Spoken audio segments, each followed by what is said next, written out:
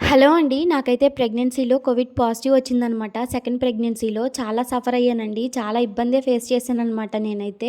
So, మనకేంటంటే "అక్క ఎందుకక్క ఈ సోదంతా మాకెందుకు చెప్తున్నావు" అనుకుంటున్నారా? ఏం లేదండి. ఆ టైంలో నేనెంత స్ట్రాంగ్‌గా ఉన్నాను, ఏంటి, మనకెలాంటి సపోర్ట్ కావాలి అని చెప్పేసి నేను ఎక్స్‌ప్లెయిన్ చేస్తే, ఎవరో కొంతమందికైనా యూజ్ అవుతుంది కదా అని చెప్పి చెప్తున్నానండి. అంటే ప్రెగ్నెంట్ లేడీస్‌లో ఎవరో ఒకళ్ళకి ఏదో ప్రాబ్లమ్ వస్తూనే ఉంటుంది కదా! ఆ టైంలో మనం ఎలాగుండాలి, ఎలాంటి జాగ్రత్తలు తీసుకోవాలి, ఎటువంటి సపోర్ట్ కావాలి అనేది చెప్పడానికే ఈ వీడియోనైతే పోస్ట్ చేస్తున్నానండి. ఒక వీడియోలో అయితే కోవిడ్ పాజిటివ్‌ది నాది అయిపోయే కథ కాదండి. మీకైతే పార్ట్స్‌గా చెప్తాను.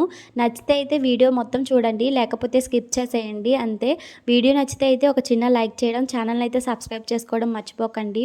నాకైతే ఆ టైంలో సపోర్ట్‌గా ఉంది మా హస్బెండ్ మాత్రమేనండి.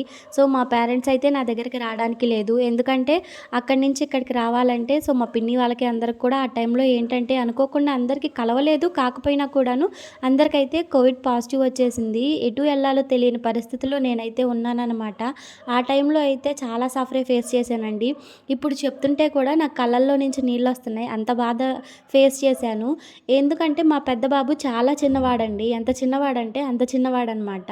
సో, మహా అయితే వాడికి 9 మంత్స్, 10 మంత్స్ అంతే. ఆ టైంలో నాకు సెకండ్ ప్రెగ్నెన్సీ వచ్చింది. థర్డ్ మంతేనండి. సో, ఆ టైంలో అయితే పాజిటివ్ వచ్చేలేకే చాలా పానిక్ అయిపోయాను. చాలా కంగారు పడ్డాను. ఒకానొక సిచ్యువేషన్‌లో అయితే ఏమన్నా అయిపోద్దేమో అని కూడా అనుకున్నానండి పాజిటివ్ అని తెలియంగాల్నే. మా హస్బెండ్ అయితే ఏడ్చేశారు కూడాను. ఆయనకైతే చాలా భయమేసేసింది. ఏంటి అసలు ఇలా కోవిడ్ పాజిటివ్ రావడం ఏంటి అని చెప్పేసి అనుకున్నారు. నెక్స్ట్ పార్ట్‌లో అయితే ఇంకా డీటెయిల్‌గా ఎక్స్‌ప్లెయిన్ చేస్తాను.